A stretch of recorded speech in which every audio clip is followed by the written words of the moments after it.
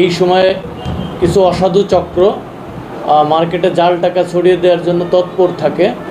তো এই তৎপরতা নিরসনের লক্ষ্যে পুলিশ সুপার মহোদয়ের নির্দেশনায় আমাদের গোয়েন্দা বিভাগ কাজ শুরু করে। তারই পরিপ্রেক্ষিতে গতকাল 4:30-এর দিকে কেরানীগঞ্জ মডেল থানাধীন মনুমিয়ার ঢাল এলাকা থেকে অভিযান পরিচালনা করে নজরুল ইসলাম, যার বয়স 35, তাকে গ্রেপ্তার করা হয়।